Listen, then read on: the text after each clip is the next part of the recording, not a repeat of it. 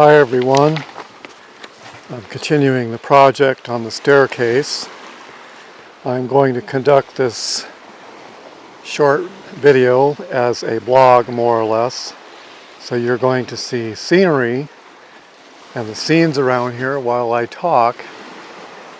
And that way it reduces my prep time and my concern. If you've ever watched Russians with an Attitude, it's a YouTube channel out of Russia of a couple of guys discussing politics and geopolitics. They do their whole show with just shots of scenery that often are only tangentially related to what they're talking about. And so you have to listen. It's kind of like I guess you would call it a video blog, where you shoot stuff and do video. It's actually much quicker to do, and if you're concentrating on listening rather than having to see all the visual, then you might be able to comprehend it better. So I was tuned into a Patterns of Evidence interview by Tim Mahoney. He was interviewing David Rohl and Bryant of Associates for Archaeological Research on Egyptian chronology and the biblical chronology. So this is the progress from the other day here. See, I've got that landing filled in there. Okay, I think we'll go down on the beach here. So this is a final segment of staircase that I have to rebuild here. Going down on the ladder. Try not to get fried by the sunshine.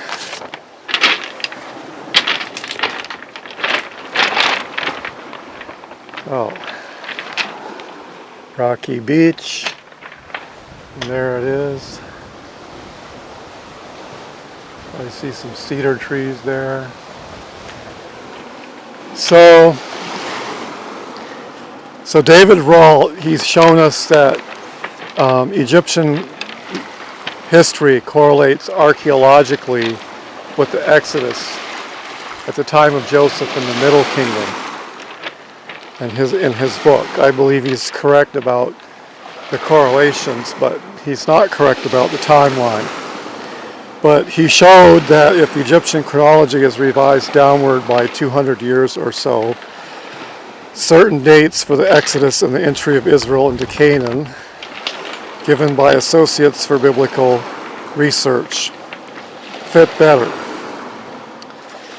Okay, so namely the 1446 date that's given by Bryant is regarded by many as the assured result of biblical chronology. Okay, so Rohl has been met with fierce criticisms for his revision of Egyptian chronology. So he revised it downwards by 200 years in order to match the chronology as perceived by Associates for Biblical Research and Bryant Wood. Okay, so I still agree with Rohl's archaeological correlations for the sojourn in Egypt. It's just the chronology argued by Rohl that is incorrect. And he's been met with fierce criticism from the Egyptology community for revising the chronology downward by 200 years. They say it's not tenable. And after my study of Egyptian chronology, I also agree that it's not tenable. Okay, but there is a way out of this dilemma. What if conventional Egyptian chronology is correct, and it is the 1446 BC dating that needs to be revised upwards by 200 years or so? So instead of going one way, we can cut the conundrum the other way. Correct biblical chronology, or correct Bryant Wood's chronology rather than correcting the Egyptian chronology. Okay, so what if the 1446 date is wrong by about 200 years? And what if Egyptian chronology is not wrong by 200 years? Well, for one thing, everything fits, including Kenyon's dating of the destruction of Jericho within reasonable error ranges. So she put that at about 1550 BC. So we revise upward by 200 years, then we come within that parameter that Kenyon established. The carbon dates for Jericho also will fit. So why are associates for biblical research so resistant to moving their 1446 date upwards? The obvious answer is that they take 1 Kings 6:1 at face value. So to state that there were 480 years between the Exodus and the building of the temple. But what if 1 Kings 6:1 is a ciphered text designed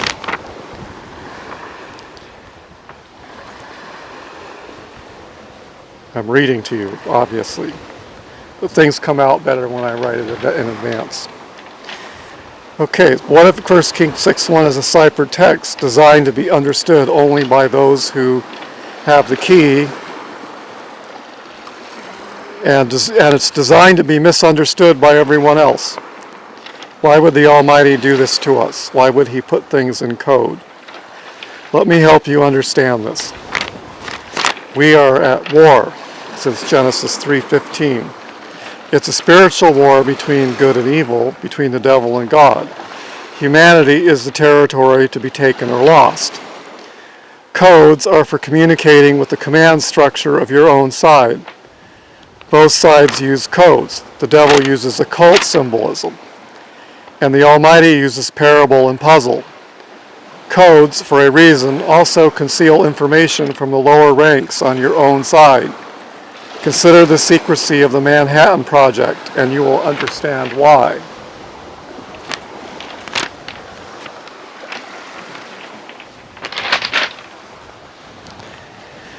Codes are also meant to deceive the enemy and keep critical information from those on your own side who may have inadvertently gotten too close to the enemy, who really don't need to know the information.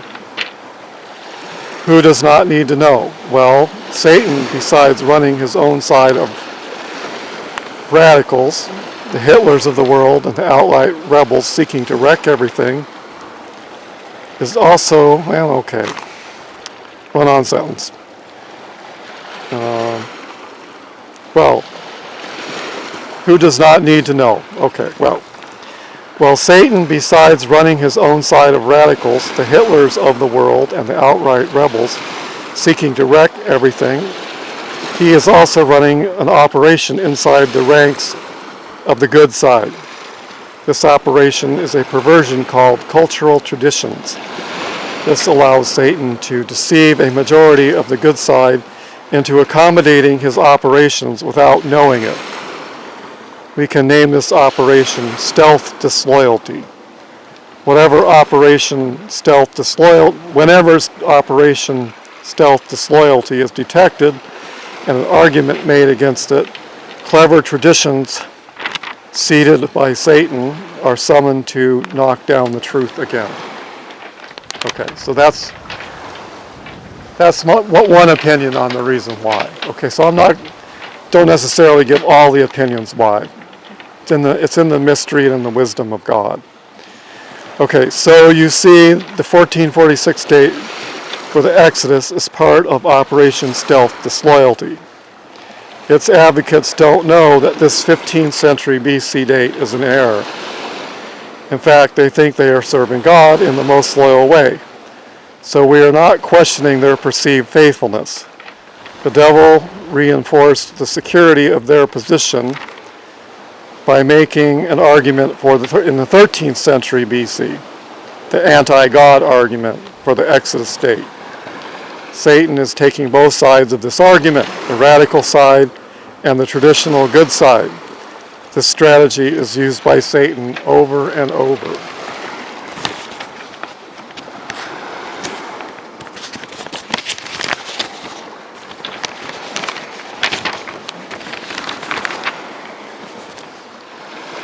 The biblical code is designed to get Satan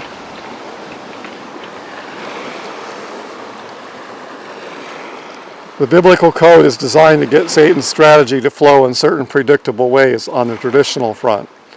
It allows God's servant to fight the war on a third front from a minority position and be successful with it. I could multiply reasons and examples of this. I do not even know all the reasons. Divine stratagems are often mysterious until the critical moment when the battle is at its hottest. And then the stratagem reveals itself when it's too late for the enemy to outmaneuver it. The case of that would be the crucifixion and the resurrection, death and resurrection of Yeshua. God outmaneuvered Satan there. Okay. Besides, let's see. What we need to understand is that secrets and ciphers are really a part of Scripture. The parables are there. It would be an error to say just one text is a cipher to conveniently solve a problem or sidestep a difficulty. But what if there is a large pattern of such texts that, when solved, lead to a harmonious result?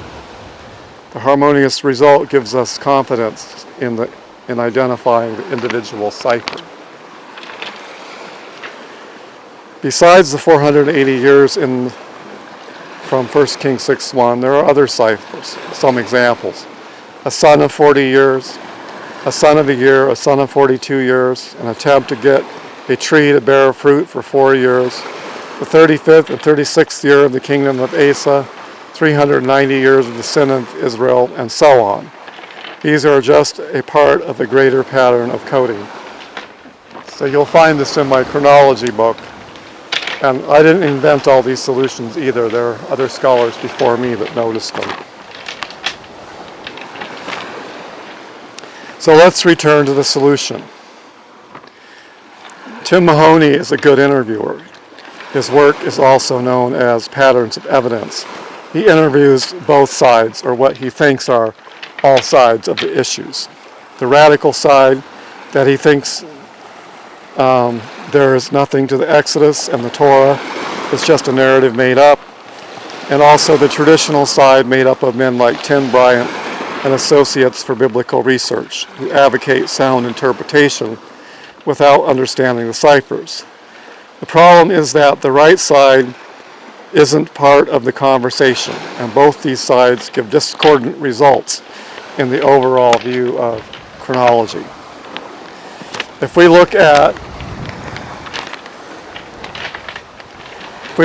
the book of Judges and 1 Samuel, we will see that the chronology there is longer than 480 years. To arrive at concord, it is necessary to break the cipher in 1 Kings 6:1, in the 480th year of the going up of the sons of Israel out of Egypt. The first step is to know the alternative way of referring to Egypt is the house of bondage. Egypt is a metaphor for slavery. And so we may read the text. In the 480th year of the going up of the sons of Israel from the house of bondage. And now the solution presents itself. Whenever Israel was enslaved by other nations during the time period covered, it was not going out of the house of bondage. It was returned to bondage, to slavery. The 480 years represent not slavery. The 480 years not in slavery, or represent the time not in slavery to other nations. The years of slavery to other nations add up to 134 years. And the total number is 614. So 134 years are missing from this period.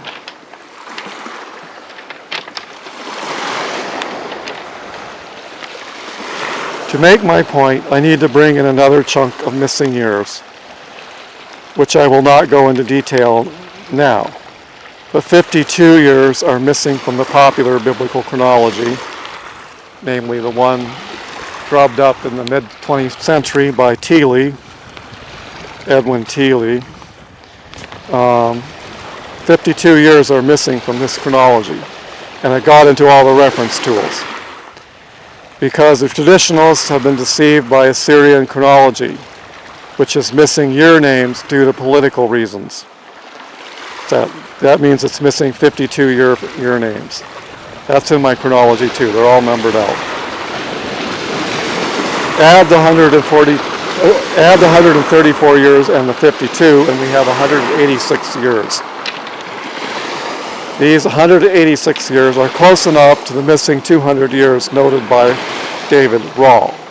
Well, we have to shift 200 years, and putting these years back in the biblical chronology allow us to shift biblical chronology upward. If in fact we add these 186 years to 1446, we come to 1632 BC, which is the true date of the Exodus in the 17th century BC. This biblical solution eliminates the discord from the book of Judges and allows Rohl's archaeological correlations to work out without radically changing Egyptian chronology for the 12th dynasty to the 22nd dynasty at all.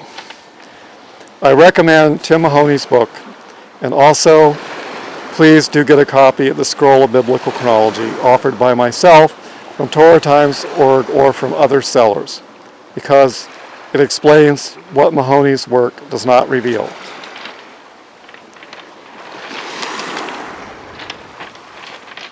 Thank you for listening.